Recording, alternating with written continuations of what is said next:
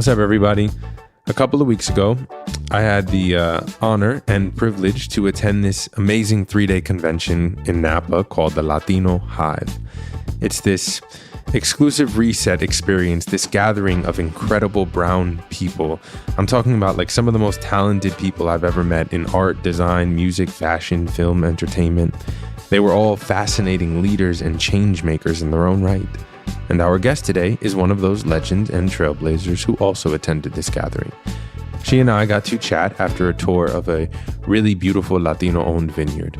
She might sound familiar to some of y'all, and if she doesn't, trust me, she soon will. How'd we meet? How did I meet? I met you at another event, at the Raizado Festival. And I remember exactly how I met you. I was doing my makeup on the airplane on the way to Aspen. Oh, yeah, what happened? And I'm like, I think I only had one eyebrow on. You walk up and you were like, yeah, what's good? And you sit on the little armrest and you were talking to me and Julissa about what's gonna happen? You were just like, and I remember thinking, who is this guy? He's so freaking cool. You were just like, yeah, what's up? You know what we do? So what are you speaking at? Oh, that's what's up.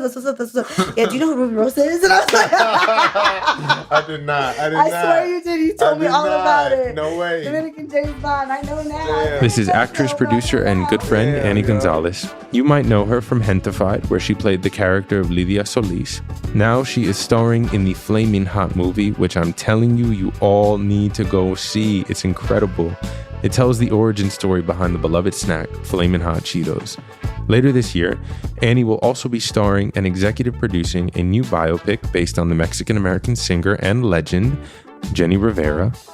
Annie has so much coming her way this year, so stick around to hear our conversation on how she grew up, what inspired her acting career, and everything that is in store for her. Yo, she is about to blow up. My name is Christopher Rivas, and this is Brown Enough, Stories Between Black and White, coming to you from Napa. Here we go.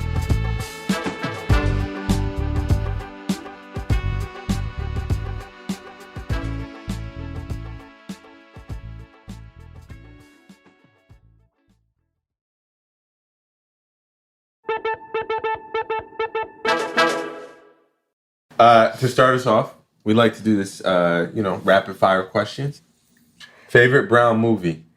Do the right thing. I am not going to babysit for you, and that's it. What are you talking about? Yesterday you said you were going to do it, and now today you're changing your mind? No, I'm not. You're a Barbra Streisand and Bette Midler fan.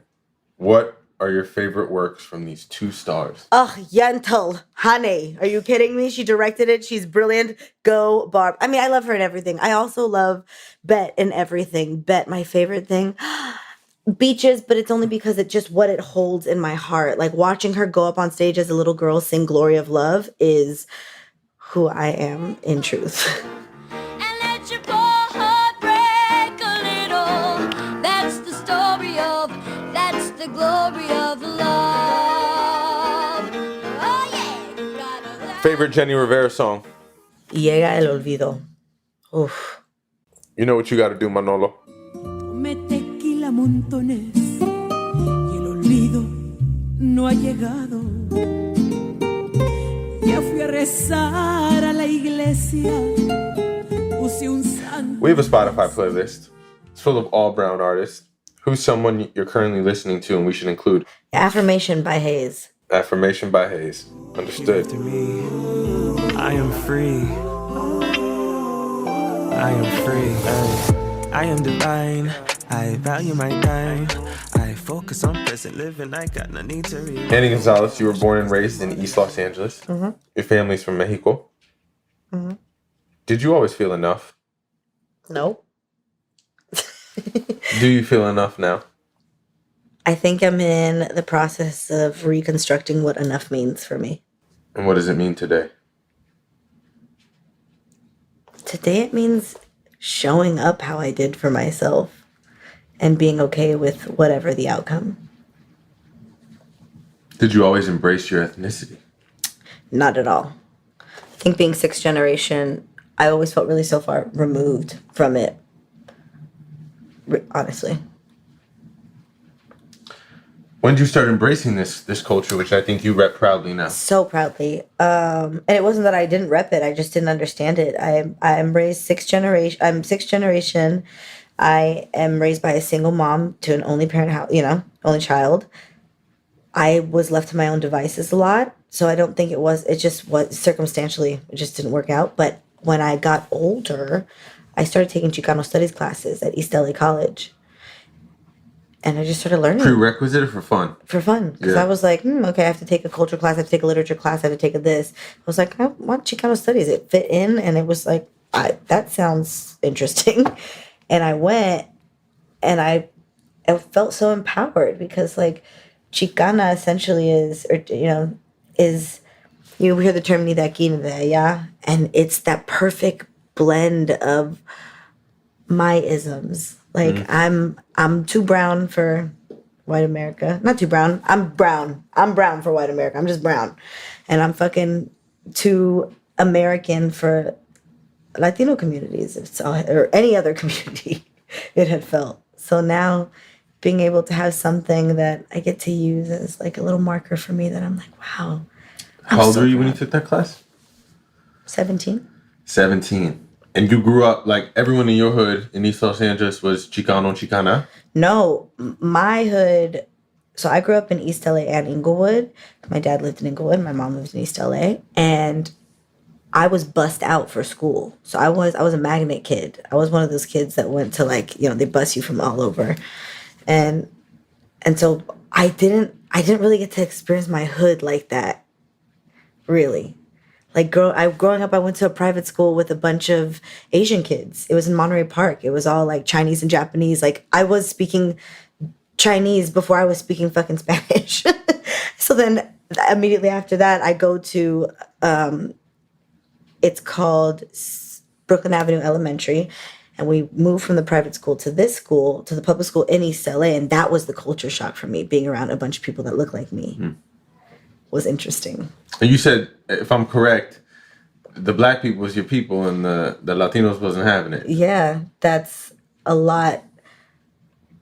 It's so funny how, like, the art, it's not funny, it's beautiful. It's exciting and empowering for me to realize that the art that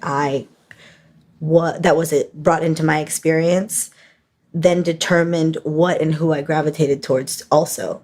So, like, a lot of the music I listened to growing up with my mom was like Shaka Khan, Prince, Sade, Jill Scott, So, like, so naturally, those were the faces and energies and nuances that I gravitated towards that I didn't even realize the programming. And as I'm saying that right now, I'm realizing why it has been important to now gravitate towards, or to be introduced to more like brown culture, and that my face is important on the screen. I just literally just had that right now. I'm like, wow, I've never felt that. I'm like, ugh. So it is important to be on the screen. So when did you, as a kid, see yourself on the screen? Or was that not conscious for you? Also, you've been acting since, like, forever. What, 8, 9 years old? 9. Like, so what sparks you at 8, 9 years old to be like, let me get it? It was Bette Midler and Barbra Streisand, and then the other was John Leguizamo for me. Oh, that's right. You said not freak. The Pest. The Pest, yo, so fun.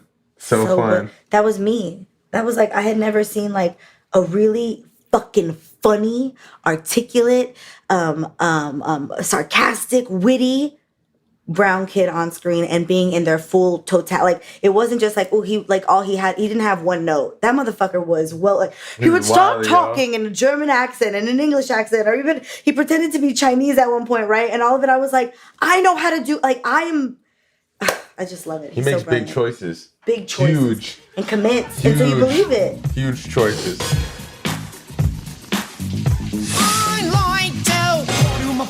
Cruising cream, playing 3-car money on these crazy streets. Straight hustler, I'm full of scam, man, I'm in it. So low to the flow, pick the pocket on a midget. Slick, shyster, the best meister. Annie's first booked role came when she was just 9 years old. She played a person who got injured in the CBS TV series Without a Trace. Any good stories about your experiences auditioning as a brown woman? Pushback. Some, maybe messed up, maybe something beautiful. Casting directors, producers, agents. Yeah, I had a manager once about being a brown woman. I don't know. I'm trying to think about. I'm sure there's been plenty. Not I've heard like not X enough or put on the accent, but I'm a traviesa. So if you're telling me to putting on an accent and you're not being specific, I'm gonna put on a motherfucking accent. You're just going to get. You just so like here's the thing, and like babe, and like honestly, really? no, and like here's the thing, babe. Listen, What I understood is I'm actually really brilliant at what I do. Yeah. So either way, you're going to be convinced, babes, and like you're gonna love it. And so, and then that's just how I'm like, because everything is fun for me. I'm like, it's all fun. What's for me is for me. So if it's not for me, it's not for me, regardless of what the fuck I do, right? But I love that you were like, probably something happened, but I can't really, recall it. And I think that embodies a lot of what I've noticed in you. And you talk about, you want to be nihilistically joyful. Sure. Right? Nihilistic optimism. I don't know. Nihilistic optimism. It doesn't really matter. So just have joy. Yeah. None of it matters. So then I get to find the matter in everything. Like the way that everything means something for me, because I know that it doesn't have to mean anything to anyone or to the grander scheme of things. I'm gonna die one day, and in a couple generation lines, it won't matter. How freeing is that? How fucking freeing that it won't matter. So what you said, then you get to make every moment really matter for yourself, and it just becomes so much more fun, and that's infectious. I want that. You have that. Are there enough? Well, no, maybe not. I don't know. Are there enough roles written for brown folks? I'm sure there's enough written. To enough get greenlit? That's a different question. I'm sure there are enough beautifully. I'm sitting on a couple right now. I'm sure you are too. I'm sure there's enough written. I'm excited for the expansion because I know that we're all getting smarter and it's gonna keep growing. I like what John Leguizamo said. Like, look, I'm not trying to say I want to take up the whole market. We're 20%. I just want my 20%. Yeah. Like, and so that's, I would be very content with my 20%. You feel me? I'd be Brad Pitt. I work like a motherfucker. You feel me? I would work like crazy.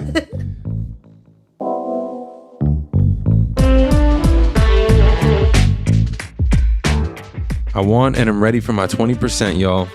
Okay, we're going to take a quick break, and when we come back, Annie's going to tell us about how she chooses the roles that she takes on and about the ones that she's most excited to tackle next. Stick around.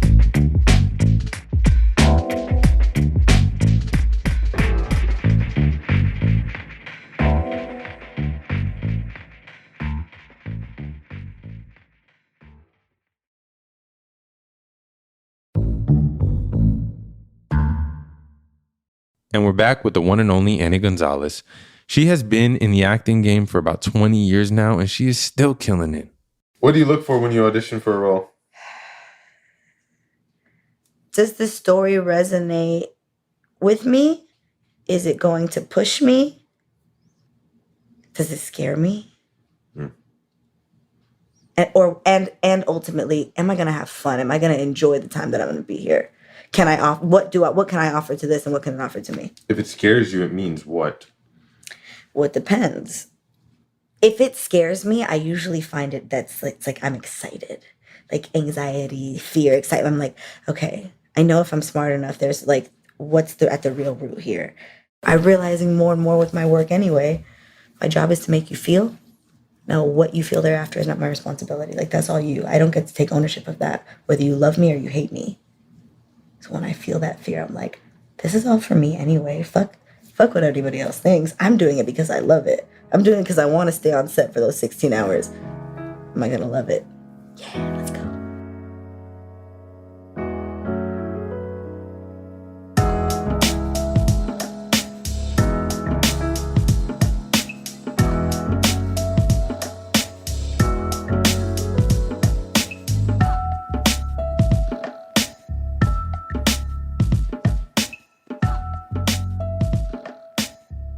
For those who don't know, you are starring in Flamin Hot, beautiful film, directed by Eva Longoria. You are the lead in a Jenni Rivera biopic. You have a bunch of amazing things you told me and exciting things happening. And you're in an incredible time in your life. Well, I think it's just like an incredible physical manifestation of everything I've been feeling for a long time, that I still feel, is what I'm trying to do with it. Like, I try and find a grounded way of having it all be incredible. Like, not just the peaks, but making the valleys especially incredible. You know, I've always known what I wanted to do. And I've seen these things since I was 9 years old in my head. I would sit in my living room or in front of a mirror and practice fucking acceptance speeches or think about in the shower. And think you feel me? I did it in the shower. But and while practicing those acceptance speeches, we were also taking the class, reading the books, loving the craft, writing a book, you know, like. So for me, either way, award, movie, whatever, the work doesn't change. So I don't want that thing to mean more than it needs to. But like, I'm excited because that thing means I get to do more. And that's cool. I'm going to keep doing it, but I get to do more on a larger scale and bring more people with me and do it together with other people that I love.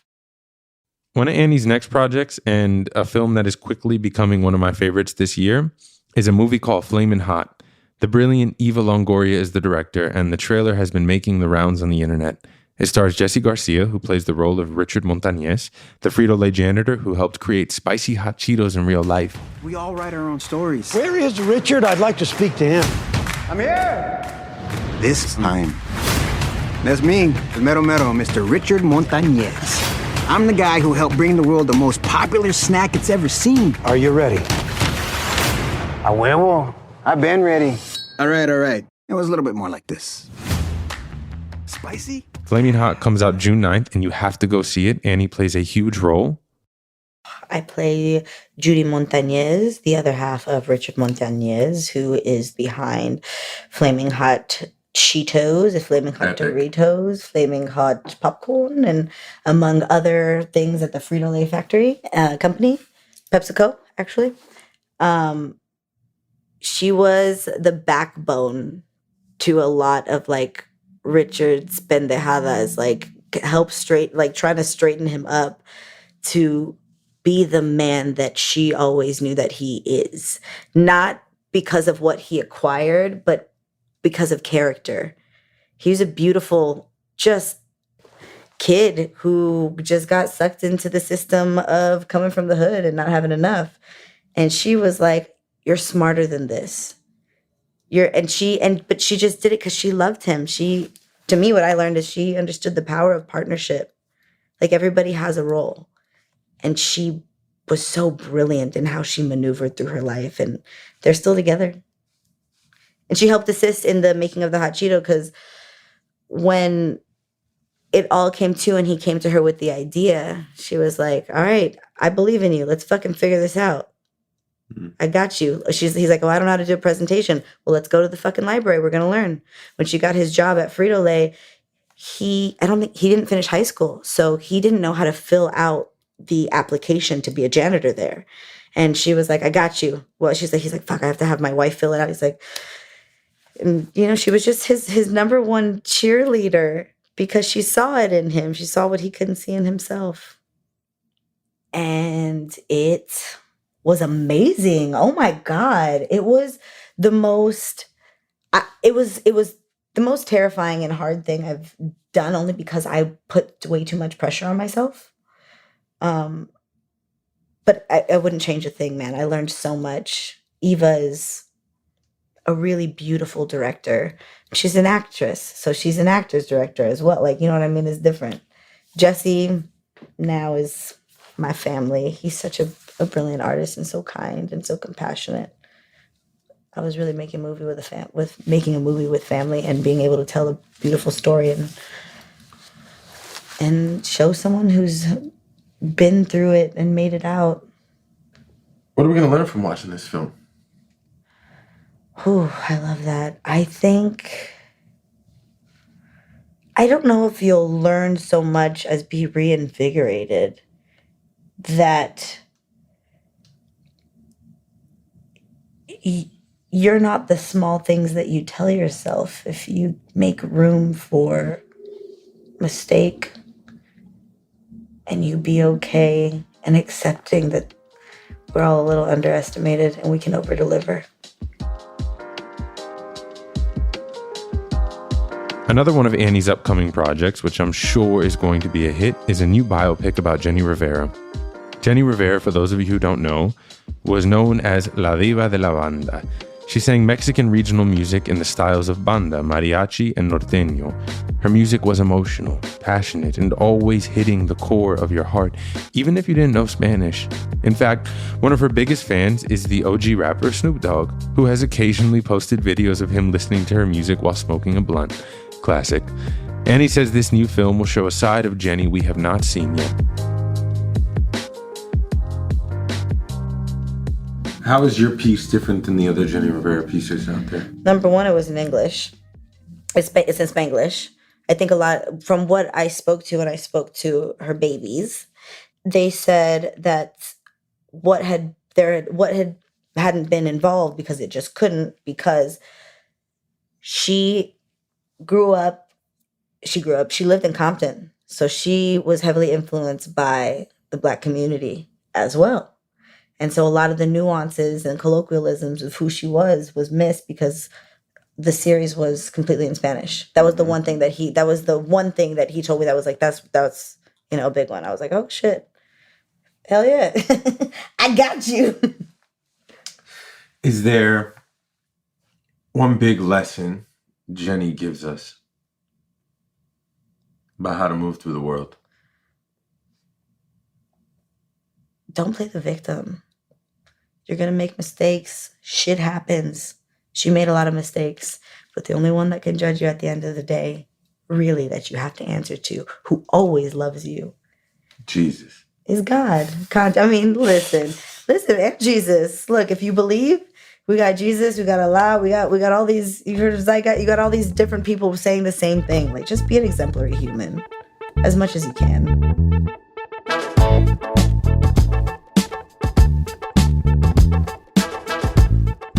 Annie, you're a queen. Thank you so much for this conversation, and I cannot wait to see all your amazing projects. Next week, we'll hear from the Latino Hive. Yes, this incredible gathering I'm at right now in Napa. We're going to hear from all these incredible brown change makers and leaders from across all fields. I will see you next week. Peace, love, blessings. Oh, and a special thanks to Camilo Garzon. Thank you, brother. Brown Enough is a production of Stitcher Studios. It's created and hosted by me, Christopher Rivas, and I'm also an executive producer. Our team includes producer Manolo Morales, technical director Casey Holford, production assistant Gabriella Gladney, and executive producer Camille Stanley. Original music by Casey Holford. Special thanks to Abby Aguilar. Workhouse Media is a contributing producer to this podcast. Carlos E. Hernandez of Ikigai Management is also an executive producer of Brown Enough. Don't forget to subscribe or follow Brown Enough so you never miss an episode. Thanks. Peace and love.